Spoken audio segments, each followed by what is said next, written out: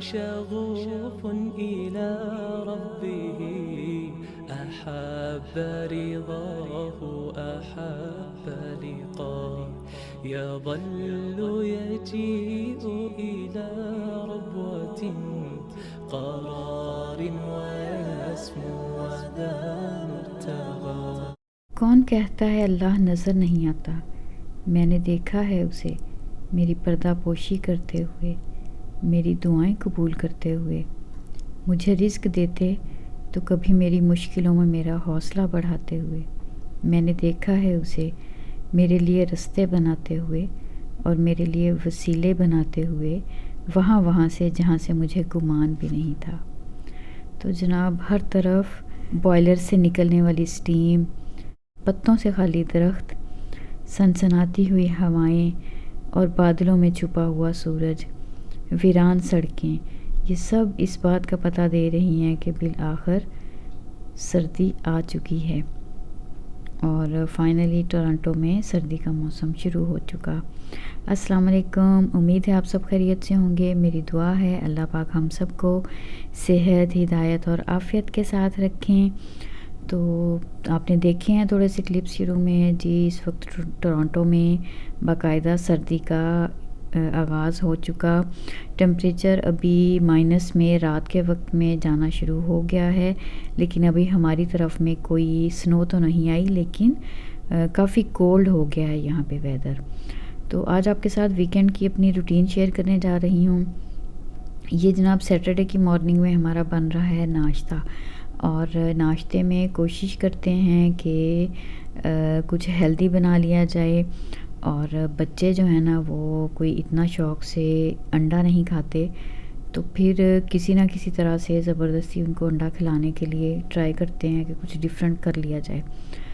और इसको super food कहा जाता है अंडे को, और विंटर्स में ख़ास तौर पे अगर देसी अंडे मिल जाएं, ऑर्गेनिक मिल जाएं ना, तो वो तो बहुत ही अच्छे हैं। तो बेस्ट तो बॉयल अंडा होता है, लेकिन बॉयल अंडा खा के भी इंसान बोर हो जाता है। तो आज बस ये कुछ सिंपल सा ब्रेकफास्ट बन रहा है। तो ये भी है कि डिफरेंट चॉइसेस भी हमें देनी ही पड़ती हैं। शायद हमने ख़ुद ही इन चीज़ों का आदी कर लिया है, ख़ुद को और बच्चों को। तो डिफरेंट पसंद के मुताबिक फिर ये होता है कि चलें थोड़ा बहुत कुछ अच्छा बना लिया जाए जो शौक़ से खाया जाए। तो ये यहाँ पे सैटरडे का नाश्ता जो है ना वो चल रहा है हमारा। बग़ैर चाय के नाश्ता नहीं होता मेरा तो ख़ास तौर पे।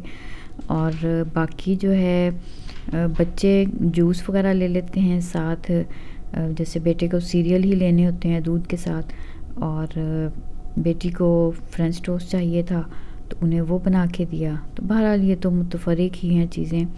और मेरा वही रूटीन, एक जो है अंडा, साथ एक स्लाइस और साथ एक चाय का कप। तो ये तो हमारा रूटीन का नाश्ता हो गया। अच्छा, एक दिन पहले फ्राइडे को ना ग्रॉसरीज़ के लिए गए थे, तो उस दिन ये डिसाइड हुआ कि मैं और मेरा बेटा ग्रॉसरीज़ के लिए चले गए। तो कुकिंग उस दिन करनी थी हस्बैंड ने और बेटी ने।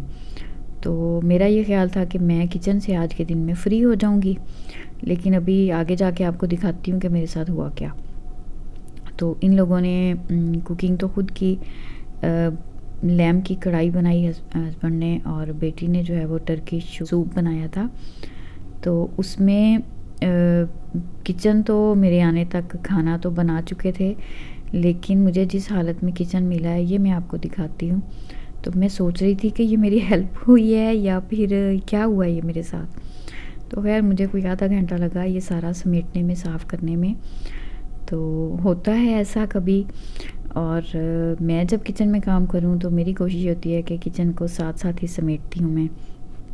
साथ साथ बनाते हैं खाना, किचन में काम कर रहे होते हैं, और साथ साथ फिर हम मल्टीटास्किंग करते हैं ना, साथ साथ क्लीनिंग चल रही होती है और साथ साथ फ्रिज की सफाई शुरू की हुई होती है। तो हम तो सारे काम मिलजुल के कर रहे होते हैं। तो यहाँ जनाब ये जो रोज़ किचन में नहीं आते, वो फिर जब कुछ बना रहे होते हैं तो वो सिर्फ उसी पे फोकस कर रहे होते हैं कि नहीं जो चीज़ बन रही है ना ये ना ख़राब हो जाए। तो ये जनाब किचन का हमारा ये हाल था जो मुझे मिला। खैर फिर उस दिन मुझे तो सिर्फ ग्रॉसरी के लिए ही जाना था, तो मैंने वही काम किया, लेकिन शाम में फिर ये किचन मैंने समेटा। और ये नेक्स्ट जो है सैटरडे को, तो चूँकि ग्रॉसरीज़ के लिए मैं गई थी फ्राइडे को, कुछ बड़ी फ्रेश सी वेजिटेबल्स मुझे मिल गई, तो साग बनाने का इरादा था, लेकिन अभी साग तो मुझे नज़र नहीं आया क्योंकि मैं इकबाल फूड्स नहीं गई थी, मैं गई थी फूड बेसिक्स। तो पालक मुझे अच्छी मिल गई थी, पालक लेके आई और मैं ब्रोकली लेके आई थी। इन दोनों को मैंने काट के तो इनको मैंने गला के फिर इनको फ्रीज़र में रख दिया। अब जिस दिन मुझे साग नज़र आएगा फिर वो लेके आऊँगी, फिर आपके साथ शेयर करूँगी कि मैं ब्रोकली और पालक और जो साग है इसको मिला के कैसे साग बनाती हूँ। तो अभी तक के विंटर्स में हम लोगों ने तो अभी तक साग नहीं खाया। आप यूँ समझ लें कि अभी हम इतने खुशकिस्मत नहीं हुए हैं कि इस विंटर में अभी हमें साग चखने को मिल जाए। और यहाँ कौन सा हम पाकिस्तान में बैठे हुए हैं कि जहाँ पे अम्मी की तरफ से पक के आ जाएगा या हमसायों की तरफ से कहीं से आ जाएगा। यहाँ तो जिस चीज़ को दिल करता है ख़ुद ही बना के खानी पड़ती है ना। तो ये बस ब्रोकली और पालक मैंने काट के इनको मैंने गला के रख दिया है। और साथ करेले लेके आई थी, उनको भी मैंने धो के अच्छे से फिर छील के नमक लगा के रखा था उनको काट के। उसके बाद बस उनका पानी अच्छे से फिर निचोड़ के उनको और फिर मैं उसको फ्राई करके तो इनको भी मैं ऐसे फ्रीज़ कर लेती हूँ। अब किसी भी दिन इसको कीमे के साथ मैं बना लूँगी। और मैं हमेशा बस 2 टेबलस्पून के जितना ही ऑलिव ऑयल मैंने तवे के ऊपर जैसे मैंने डाला और इसको इसी के ऊपर लो हीट पे ना, मतलब एवरेज नॉर्मल सी हीट के ऊपर मैं इनको अच्छे से ऐसे बना लेती हूँ। और भिंडियाँ भी लेके आई हूँ, वो तो बगैर फ्राई के ही बनाती हूँ मैं, तो वो भी किसी दिन पक जाएंगी। असल में आजकल थोड़ा सा शौक़ हुआ है कि सब्ज़ियाँ थोड़ी ज़्यादा की जाएँ, लेकिन प्रोटीन लेनी है उसके लिए गोश्त भी ज़रूरी है।